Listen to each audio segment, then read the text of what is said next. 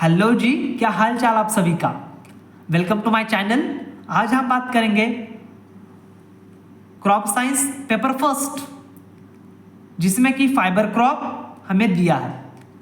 Fibre crop के बारे में मैंने एक बेसिक सा वीडियो, शायद 4 से 5 मिनट का होगा, मैंने बेसिक सा वीडियो एक अपलोड कर दिया है। यदि आपने नहीं देखा है ना, प्लीज़ एक बार आपका कीमती समय निकाल कर उसे एक बार देख लीजिएगा। यदि उतना भी आपके पास समय नहीं हो तो कोई भी दिक्कत की बात नहीं है, यहाँ पर भी आपको समझा देंगे। यदि आपके पास समय हो ना, एक बार प्लीज़ उसे देख लीजिएगा। ठीक, चलिए फाइबर क्रॉप के बारे में हमारी क्रॉप साइंस पेपर फर्स्ट कहती है कि बेटा फाइबर क्रॉप का जब जब आप नाम लोगे ना, तब तक आपको 4 क्रॉप पढ़ना है। मैंने पूछा सर कौन से क्रॉप? उसने कहा बेटा पहला होगा कॉटन, दूसरा होगा जूट, तीसरा होगा डेक्कन हम्प, 14 होगा सन हम्प। मैंने कहा अरे 4 क्रॉप कैसे पढ़े? उसने कहा एक एक पढ़। अच्छा जी, एक एक पढ़, ठीक है। इसीलिए मैंने एक एक पढ़ने के लिए आज आपको सिर्फ एक क्रॉप का वन शॉट लाया हूँ, that is crop, that is jute. चलिए स्टार्ट करते हैं। Fibre crop are crop which are grown for their fibre used to make cloth, paper, rope etcetera. Statement फिर से पढ़िए। Fibre crops are the crops which are grown for their fibre used to make cloth, paper, ropes etcetera. Sir line एकदम clear हो रही है, एकदम पानी की तरह क्लियर हो रही है sir. Fibre crops are the crops which are grown for their fibre used to make cloth, paper, ropes. इसमें समझना का ही है सर। फाइबर क्रॉप है, हाँ जी फाइबर क्रॉप है। ये बनाता क्या है सर? इससे हमें कपड़े मिलते हैं, जैसे कि आप यहाँ पे देख रहे हो इस चित्र में, है ना। यहाँ पे हमें कपड़े मिलते हैं, साथ ही साथ पेपर भी मिलता है सर, और तो और सर रोप्स भी मिलते हैं। लेकिन मैंने पूछा लल्ला, जो इंसान है ना, ये बहुत ही स्वार्थी प्राणी है बेटा। ये बिना किसी स्वार्थ के अपना काम ही करता नहीं है। काम तो छोड़ो, यह कुछ उगाता तक नहीं है जहां पर इसका स्वार्थ ना हो। ये फाइबर काहे उगा रहा है सर? कपड़े चाहिए ना बेटा, अरे कवरिंग चाहिए कि नहीं चाहिए जी बॉडी पार्ट्स को, सॉरी बॉडी को, है ना। तो कवरिंग के लिए यह क्या करेगा? इसको चाहिए क्लॉथ, और क्लॉथ किससे आएंगे? इस फाइबर से आएंगे। सर फाइबर में 4 क्रॉप, यस सर। पहला होगा कॉटन, दूसरा होगा जूट, तीसरा होगा सन हेम्प, अरे चौथा होगा डेक्कन हम्प। हाँ। और दूसरा स्टेटमेंट मैंने यहाँ से बोला, fibre crop are crops which are grown for their fibre used to make cloth, paper, rope etcetera. रट गया जी, एकदम समझ कर रटना है, यूं ही नहीं, एकदम ठीक है। चलिए जूट, 1 मार्क क्वेश्चन, ठीक। लोकल नेम इसमें पूछा जाएगा, आपको एक टेबल बनाया दिया जाएगा वहां पर, और उसमें कहेगा अरे लल्ला बोल दे लल्ला लोकल नेम इसका, तो आपको प्यार से लिखना है जूट। वह इतने पर भी नहीं रुकेगा बेटा, फैमिली भी पूछेगा, फैमिली लिख लीजिए Tiliaceae. Sir botanical name, yes sir. BN का मतलब botanical name Corchorus capsularis, origin South East Asia. मैं कह दूं बेटा, ये जो 4 चीज है ना, आपको रटना ही होगा, इसके बिना इसका इलाज संभव नहीं है। आगे के जो पॉइंट्स हैं मैं आपको समझा के बोलूंगा, लेकिन इसमें समझाओ क्या लल्ला, 4 पॉइंट्स को आपको कंप्लीट रटना ही है ना। तो 4 पॉइंट्स आप प्लीज रट लीजिएगा। याद नहीं हो रहे, लिख के रटिए, या एक टेबल बना के ना आपके स्टडी टेबल के आगे इसको एक पत्ते पर लिखकर लगवा दीजिए, ठीक है जी, याद आपको हो ही जाएगा। चलिए नेक्स्ट पॉइंट, ये ना ये एकदम खतरनाक सा point fill in the blank में बहुत बार पूछा गया है, ऐसा ही फेक नहीं रहा हूँ। 2017 से पेपर उठा लीजिएगा, कितने बार नहीं तो कितने बार आपको दिख जाएगा, सेम लाइन सेम पूछा जाएगा। Dash said to be golden fibre of India. वहां पर गड़बड़ा नहीं जाना है जी, वहां पर गड़बड़ा नहीं जाना है। Yes dash said to be golden fibre of India, which crop jute said to be golden fibre of India. मैं कह दूं सर, ये पॉइंट जो है ना रटने वाला पॉइंट है, लेकिन आप है ना, आप स्मार्ट लोग हो यार, रटोगे नहीं। ये आप क्वेश्चन हमें पूछोगे, काहे sir, why it is said to be golden fibre of India. मैं कहूंगा मेरे बेटा, due to its colour shiny brown. अरे शाइनी ब्राउन मतलब golden fibre, yes sir. Sun का कलर शाइनी ब्राउन, लाल नहीं होता है जी, शाइनी ब्राउन होता है। तो शाइनी ब्राउन सन का कलर, यस सर। सन का कलर नहीं सर, सनरेज। हाँ जी, थोड़ी सी हमारी ना समझ पा रहे हो ना, भावना समझिएगा जी, ठीक है। क्या चीज? Shiny brown, sun rays. और इसी तरह का कलर जो है ना लल्ला, इसी जूट क्रॉप का होता है। तो आज से हम कहेंगे इसे गोल्डन फाइबर ऑफ इंडिया। हाँ, चलिए next point, jute is the second most important natural fibre after cotton. बात क्लियर है? अरे jute second most important natural fibre है, किसके बाद? कॉटन के बाद। मैं कह दूं बेटा, cotton is the first important most important natural fibre. Yes, second पे आओ, second important most natural fibre jute. आप कहोगे sir natural fibre, artificial fibre, confuse आ रहा है सर, कंफ्यूजन आ रहा है यहाँ। तो मैं कहूंगा कि बेटा 7 या 4-5 मिनट का जो पहले मैंने एक वीडियो अपलोड कर दिया है फाइबर के बारे में, प्लीज आपका अमूल्य समय, एकदम मूल्यवान समय निकाल कर उसे एक बार प्लीज देख लीजिएगा, तब तो कंसेप्ट क्लियर एकदम पानी की तरह हो जाएंगे, है ना जी। ठीक, economic uses of jute, 2 mark का क्वेश्चन, एकदम हक से पूछेगा एग्जामिनर, कहेगा बोल दीजिए जी इकोनॉमिक यूजेस ऑफ जूट, घबराना नहीं है, एकदम रटना है जी। Important cash crop of North East, यहाँ पर कंफ्यूज नहीं जाना है। ओरिजिन क्या है बोला इनका? साउथ ईस्ट एशिया, लेकिन important cash crop of North east का यह इंपॉर्टेंट कैश क्रॉप है। फाइबर यूज्ड फॉर, इसके फाइबर जो है ना किस में यूज होंगे? एक तो गन्ने बैग्स, आप कहोगे गन्ने बैग्स क्या है सर?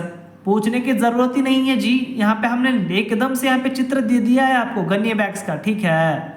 अरे मैट्स, आप इतने तो देसी हो, घर में चटाई तो आपको पता ही होगा, यहाँ पर डालने की कोई ज़रूरत नहीं है। ट्वाइंस, देखिए सर ट्वाइंस मतलब यहाँ पे आपको यहाँ पर दिख रही है का सुतरी की प्रकार? अरे सुतरी दिख रही है जी? नहीं ना दिख रही है, कोई ना, मैं एक बार झूम कर दूँ, यहाँ पे ना कैमरा गड़बड़ा रहा है यार एकदम से। देख, आप दिख रही है क्या? अरे दिख रही है ना जी, बहुत बढ़िया। चलो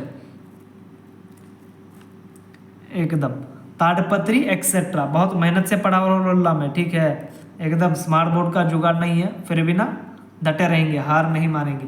jute stalks are used for making papers, hardboard, gunpowder, fuel etcetera. अरे जूट स्टॉक जो होते हैं ना, आपने पढ़ा है क्या चीज? बायोलॉजी पढ़ी है क्या? Yes sir. बॉटनी पढ़ी है क्या? जी। अरे क्लास 11th पढ़ी है क्या? Yes sir. अरे क्लास 11th में 4th chapter morphology of flowering plants पढ़ी है क्या? NCERT? हाँ जी, अरे उसमें दिया है सर स्टॉक के बारे में। फिर मैं कह दूँ, जो प्लांट होता है ना बेटा, प्लांट के पास फ्लावर होते हैं ना, मैं यहाँ पे ना डिटेक्ट करूँगा, सिर्फ यहाँ पे निकालने के लिए कुछ है नहीं मेरे पास, ठीक है। तो उसके पास स्टॉक एक होता है, ठीक। थोड़ा सा क्लियर यदि मैं डिफाइन करूँ ना, एकदम मतलब अंग्रेजी भाषा में बोलो ना बेटा, इंग्लिश में, ठीक है। स्टॉक का मतलब होता है long thin part of plant which flower leaves grown on it. एकदम इसको आपको डायग्रामेटिक एक्सप्लेनेशन बेटा उसी चैप्टर में आपको पढ़ा दिया जाएगा, ठीक है। आने वाले समय में मैं भी पढ़ाऊंगा आपको बायोलॉजी, पहले इसको तो बेटा कंप्लीट करने दो, ठीक है। पहले क्रॉप साइंस से निपट लेंगे, फिर ना बायोलॉजी पढ़ेंगे, एकदम जोरदार तरीके से पढ़ेंगे बेटा वो भी बायोलॉजी, ठीक है। चलिए इकोलॉजी देखेंगे, किस क्रॉप का सर? किस क्रॉप का? जूट क्रॉप का। पहले तो आपको बता दूं, इकोलॉजी, लल्ला इको और लॉजी ब्रेक करना है। लॉजी का मतलब होता है स्टडी, और इकोलॉजी का मतलब होता है study of organism and how they interact with environment around them. मतलब एक ऑर्गेनिज्म की हमें स्टडी करना है, और वह रिलेशन कैसे बनाता है, किसके साथ? क्या सोच रहे हो? जो मैं सोच रहा हूँ क्या आप वही सोच रहे हो? नहीं जी, मैं कुछ अलग सोच रहा हूँ। उसके साथ रिलेशन बनाने की बात नहीं हो रही है बेटा, एनवायरनमेंट के साथ जो रिलेशन बनाने की बात है ना, वह यहाँ पर बात हो रही है, ठीक है। थोड़ा सा वीडियो जोरदार, थोड़ा सा लंबा हो जाएगा, लेकिन घबराना नहीं है, पूरा देखना है। पूरा देखोगे तभी तो मार्क आएंगे, ठीक। चलिए क्लाइमेट, इकोलॉजी का मतलब क्या है लल्ला?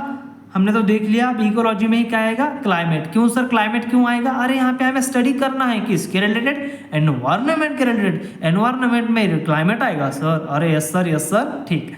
Tropical crop rainfall whole year, यहाँ पे है ना ट्रॉपिकल क्रॉप होगा कहाँ पर सर? कब होगा? होल ईयर होगा, ठीक है, ठीक सर। चलिए grows well in hot and humid climate. Temperature is 27 to 38 degree Celsius. Rainfall should be between, देखिए सर रेनफॉल का यहाँ पे 2 कंडीशन दिए हैं, एक होगा 1250 टू 1250। अरे यहाँ पे थोड़ा सा ना हमारा एकदम हमारे से ना टाइपिंग मिस्टेक थोड़ा सा होगा, यहाँ पे सही कर लीजिएगा 2500, कोई बात ठीक। Rainfall should be 1250 to 2500 mm per year, इतना यहाँ पे रेनफॉल होना चाहिए। डाटा याद रखिएगा, टुकुर टुकुर देखना नहीं है, नोट करते चलना है, तभी तो याद हो पाएगा। हैं जी, 250 मिलीमीटर रेन इन मार्च, इस महीने में 250 mm रेन इस क्रॉप के लिए रिक्वायरमेंट है। And fourth point is can't tolerate water logging condition at seedling stage. कहने का मतलब वाटर लॉगिंग यानी पानी में जैसे खेत है ना, खेत में स्टेगनेंट वाटर नहीं चाहिए, एकदम रुका रुका पानी नहीं चाहिए। समझा है जी? नहीं सर, नहीं सर, नहीं समझा। पिक्चर दिखा दो क्या? अरे क्लियर क्लियर पता चलेगा जी, ठीक है। पिक्चर देख पा रहे हो, इमेज देख पा रहे हो। ऐसे पानी यदि रुक जाएगा खेत में तो फसल कैसे उड़ेगा? नहीं ना उगेगा, एकदम बुढ़ ही जाएगा, एकदम मर ही जाएगा जी फसल। इसी प्रकार ऐसी कंडीशन हमारे क्रॉप के लिए नहीं चाहिए, यह अनफेवरेबल कंडीशन होगा। चलिए समझ आया ना जी? नेक्स्ट पॉइंट पे बढ़े क्या? आगे बढ़े क्या? बहुत बढ़िया। Can't tolerate water logging condition at seedling stage. जब सीडलिंग स्टेज मतलब छोटा तो रहेगा पौधा, अब छोटे ही पौधे को आप एकदम पानी में डुबो दोगे तो कैसे बचेगा? नहीं ना बचेगा, ठीक। तो सॉइल कैसी होनी चाहिए सर? वेल ड्रेन्ड लोम्स चाहिए सॉइल। कैसी वेल ड्रेन्ड लोम्स। हमें नहीं समझा सर, आज नहीं समझा तो इंटरनेट का ज़माना है जी, ऑनलाइन का ज़माना है, हम आपको पिक्चर दिखाएंगे तब तो समझेगा। अरे देख पा रहे हो का? अरे एकदम मिट्टी मिट्टी देख पा रहे हो का? देख पा रहे हो कि नहीं देख पा रहे हो? बड़ा कर दे क्या? अपने हाथ का काम है बेटा, घबराना नहीं है, एकदम देखना है, एकदम क्लियर विजुअलाइजेशन होगा आपको। Well drained soil, well drained soil, आप देख पा रहे हो ना? बहुत बढ़िया। चलिए next, near river bank soil are most suitable, उसे हम कहेंगे एलुवियल सॉइल। जहाँ पर नदी के किनारे जो सॉइल होती है ना, एलुवियल सॉइल उसे हम कहेंगे, जो कि बहुत सुटेबल होगी। किस क्रॉप के लिए? भूलना नहीं है, जूट क्रॉप, एकदम नोट करते चलिएगा। और सैंडी लोम सॉइल भी इसको सुटेबल हो जाएगी। अब चलिए वैरायटीज ऑफ जूट, एक टेबल बना दिया जाएगा और उस टेबल में पूछेगा आपको, अरे बोलो रे वैरायटीज ऑफ जूट। हमें कुछ करना नहीं है, 4 कम से कम याद रखना है। चलिए पहला होना है धालेश्वरी, सेकंड होता है फुलेश्वरी और थर्ड होता है C212। अरे दूसरा नंबर याद आ रहा है क्या बेटा? नहीं आने देना है, एग्जाम तक किसी नंबर के पीछे नहीं भागना है, सिर्फ यही नंबर याद रखना है। बोलो C212O620। अरे क्लियर है का सर? आपको लगता है कि इतना हमको याद होगा? मैं कहूँगा बेटा आपको इतना याद नहीं होगा, हमें भी पता है। मैं किस लिए बैठा हूँ? ऐसे ही बैठा हूँ क्या? नहीं जी, यहाँ पे ट्रिक देखिए। OP धालेश्वरी, क्लास में कोई कन्या है क्या? अरे सुंदर कन्या ही की बात हो रही है। OP धालेश्वरी इतनी सुंदर हो, ऐसे कहोगे जी? OP धालेश्वरी कहना नहीं है, ठीक है, सिर्फ आपको मन में रखना है। OP धालेश्वरी, अरे हमें उस कन्या की सुंदरता देखनी नहीं है, सिर्फ इतना ही याद रखना है। OP यानी O यानी O 620, चाची 420 के जगह हमें याद क्या रखना है लल्ला? 620। और OP यानी फुलेश्वरी, OP धालेश्वरी, OP O आया, यहाँ पे P आया और धालेश्वरी C को तो वैसे ही देखते हो बेटा आप, है ना? उसमें आप C जोड़ दीजिएगा, हो गई ना एक छोटी सी ट्रिक, एकदम बकवास सी ट्रिक है, हमें याद है। यदि आपको याद रखने में कठिनाई जा रही है तो आप इस ट्रिक का इस्तेमाल कर सकते हो, राइट? तो कल्चरल मेथड ऑफ जूट एकदम वन शॉट में खत्म करेंगे चैप्टर को, एकदम निपटना नहीं है लल्ला, ध्यान देकर सुनना है। Cultural method of jute requires clean cloth free filled with fine tilt। Condition number 1 requires clean cloth. खेत कैसा चाहिए सर? एकदम क्लीन चाहिए, कचरा से कहीं ना जमेगा, नहीं ना जमेगा खेत कभी भी। Requires clean cloth free field with fine tilt, ये पॉइंट है ना बेटा। हर एक इसमें भी आप मोस्टली क्रॉप्स में भी आप लिख दोगे ना जी, कल्चरल मेथड में चल जाएगा, एग्जामिनर एकदम मार्क देना ही पड़ेगा, है ना? Land is ploughed for 3 to 4 times.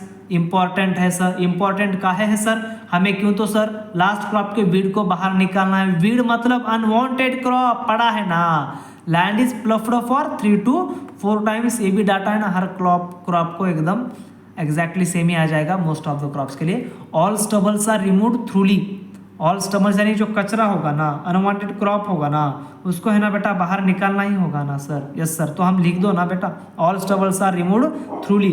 यहाँ पे देखिए FYM फॉर्म यार्ड मैन्यूर और compost is added before last ploughing. कहने का मतलब फॉर्म यार्ड मैन्यूर यानी बेटा खेत में हम जो फर्टिलाइजर यूज करते हो, और कंपोस्ट यानी जो हम ऑर्गेनिक बनाते हैं ना,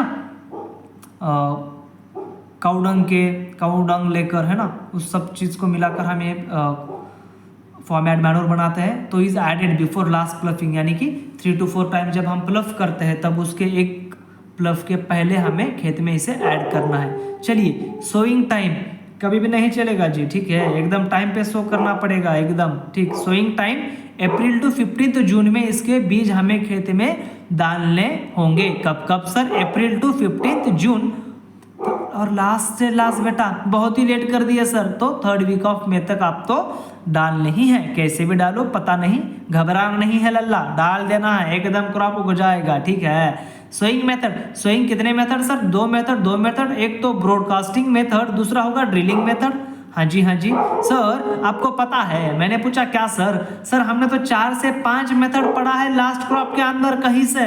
मैंने कहा वाह बेटा पढ़ के आए हो, लेकिन यहाँ पे सिर्फ 2 ही मेथड पढ़ना है, एक होगा ब्रॉडकास्टिंग और दूसरा होगा ड्रिलिंग। मैंने बोला लल्ला 9 to 12 kg पर हेक्टर यानी 2.5 एकड़ को इतना सीड लगेगा। किस मेथड का उपयोग किए? तो सर ब्रॉडकास्टिंग मेथड। और ड्रिलिंग मेथड का आप यूज करते हो तो 7 kg पर हेक्टर आपको लगेगा, ठीक है। क्या लगेगा सर? सीड लगेगा। और उसमें स्पेसिंग भी रखनी है ना।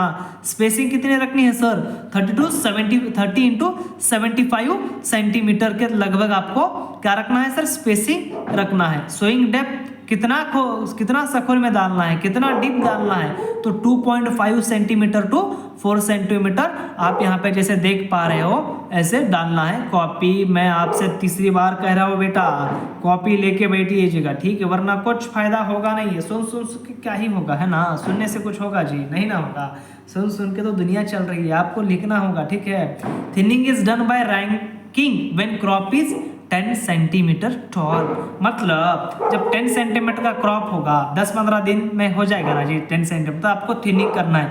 थिनिंग मतलब जो क्रॉप से यदि ज़्यादा आ गए, यदि स्पेस मेंटेन नहीं हुआ और क्रॉप्स एक जगह पर आ गए, तो हमें है ना स्पेस मेंटेन करने के लिए हमें क्या करना होगा लल्ला? थिनिंग करना होगा। यानी क्रॉप्स जो एक जगह पर आए ना उसे हमें उखाड़ फेंकना होगा। समझ आ रहा है क्या? समझ आ रहा है सर? छप नहीं रहा है लल्ला। अरे दिमाग में छपने के लिए ना पिक्चर चाहिए, पिक्चर दीदा होगा। 1 मिनट रुक जाइएगा, ये देख पा रहे हो का लल्ला? जैसे किसान लोग यहाँ पे दिख पा रहे हैं ना, एकदम क्लियर दिखाऊंगा लल्ला, टेंशन नहीं लेना है, ठीक है। देखिएगा यहाँ पे क्या हो रहा है, यहाँ पे थिनिंग हो रहा है। कब कर रहे हैं लोग? 20 से 25, ये दूसरा कोई क्रॉप है तो थिनिंग यहाँ पर हो रहा है। इस प्रकार किसान लोग यहाँ पे the very respected hard work people of our country, ठीक है, ये लोग इस प्रकार थिनिंग कर रहे हैं। जस्ट आपको समझने के लिए मैंने यहाँ पर आपको दिखा है। चलिए नेक्स्ट टॉपिक पर हम बढ़ते हैं। क्लियर है? बहुत बढ़िया। और 2 to 3 हैंड वेडिंग यहाँ पर किया जाएगा। हैंड वेडिंग कैसे करते हैं? नाम में ही है हैंड वेडिंग का मतलब मैन्युअली। यस सर, कोई शहर से होगा लल्ला। हैंड वेडिंग का मतलब समझ आता है ना जी? नहीं आता है तो कोई दिक्कत की बात नहीं है, एकदम दिमाग में छपना चाहिए। इसके लिए क्या देखना होगा? यस सर, हमें पिक्चर देखना होगा, ठीक। 1 मिनट रुक जाइएगा, देख पा रहे होगा लल्ला, एकदम उतनी क्लियर इमेज नहीं है, फिर भी आप समझ जाओगे, है ना। ये इसे हम जैसे यहाँ पर ये टूल्स की सहायता से लोग है ना यहाँ पर हैंड वेडिंग कर रहे हैं, ठीक उसी प्रकार यहाँ पर होती है, ठीक है। चलिए नेक्स्ट उसी क्रॉप पे आगे बढ़ते हैं। Crop rotation after jute is as follow. जब क्रॉप रोटेशन किसका करना है? जूट का जब सीजन खत्म हो जाएगा ना जी, तब हम ये क्रॉप्स का यहाँ पर लगा सकते हैं अपने खेत में, मतलब इसका फसल हम उगा सकते हैं। तो पहला है पैडी, दूसरा है शुगर केन, तीसरा होता है वीट और चौथा होता है मेज और फोर्थ होता है पोटैटो। इतना इंपॉर्टेंट नहीं है लेकिन ध्यान में रखा तो बढ़िया, नहीं रखा तो और भी बढ़िया, ठीक है। मैन्यूरिंग रिक्वायरमेंट, ठीक है सर। यहाँ पे हमें मैन्यूरिंग डालना होता है 4 to 8 टन्स ऑफ फॉर्म या मैन्यूर, और इसमें से ना 30 kg नाइट्रोजन चाहिए पर हेक्टर, 30 kg फॉस्फोरस चाहिए पर हेक्टर और 30 kg पोटाशियम चाहिए पर हेक्टर। चैप्टर नंबर, अरे प्लांट में पढ़िएगा जी, बॉटनी में पढ़िएगा ना, मिनरल न्यूट्रिशन प्लांट फिजियोलॉजी में, ठीक है। चलिए, additionally 15 kg nitrogen 6 week after sowing and 15 kg nitrogen 10 week after sowing, इसे ना ध्यान में रख लीजिए, ठीक है। अब एकदम important topic that is called harvesting, harvested after about 4 months for fibre crop. Fibre crop में हमने कितने क्रॉप पढ़े सर? हमें याद हो गया सर, बार बार मत दोहराइए। मैंने कहा लल्ला, फिर से एक बार बोल देना। उसने कहा, हमारे लल्ला ने कहा, बड़ा होशियार लल्ला है, उसने कहा sir first one is cotton, दूसरा is jute, third one is Deccan hemp and fourth one is sunn hemp. और इस 4 क्रॉप के लिए मैं बोल दूं बेटा, harvested after about 4 months for fibre crop. ये 4 क्रॉप के लिए भी वैलिड है। कब? Harvested about 4 months for fibre crop. Harvesting के कुछ कंडीशंस हैं, ठीक है, मन से नहीं कर सकते हो जी, सबके आप अपने कंडीशन होते हैं। आप उस कंडीशन को यदि आप सेटिस्फाई करोगे तभी आपको उसका रिजल्ट बेहतर मिलेगा, वह किसी भी चीज में हो, ठीक है, आइदर क्रॉप साइंस और एल्स एनी, ठीक है। Harvesting done when crop is in small pod stage. कब हार्वेस्टिंग करनी चाहिए हमें? अरे दिख नहीं रहा है जी, हाँ, स्मॉल पॉड स्टेज में हमें करनी चाहिए, ठीक है। मैं आपको एक पिक्चर दिखाऊंगा, ये अपना जूट क्रॉप है, इसके पॉड स्टेज में ही आपने को हार्वेस्टिंग करनी होगी। बहुत बढ़िया, चलिए सर, हार्वेस्टिंग करनी होगी, लेकिन कब sir? Done when crop is in small pod stage, ठीक बात। अरे बतवा समझ आ रही है का? पानी की तरह क्लियर हो रहा है का? By cutting close to the ground left in the field for 2 to 3 days for dropping off leaves, the plants are tied into bundles and taken for retting. ये सब चीजें अब है ना, रेटिंग एंड एक्सट्रैक्शन। आप पिछले 3 साल के पेपर उठाइए, उसमें ना कितने बार रिपीट हुआ है क्वेश्चन खुद ही देख लीजिए सर। मैं तो कह दूं सर 2 या 3 बार, आप तो कहेंगे सर, आप तो कहेंगे ना, मैं कह दूं रे हुए हैं मतलब हुए है। आपने कैसे देखा सर? मैंने फर्स्ट पेपर भी दिखा, फिर बाद में जब सप्लीमेंट्री होता है ना, उसी पेपर में भी सेम एग्जैक्टली क्वेश्चन आया है बेटा। रेटिंग एंड एक्सट्रैक्शन एकदम यहाँ पे ना, एकदम क्या कहेंगे, एकदम जान है टॉपिक की है, ठीक है जी।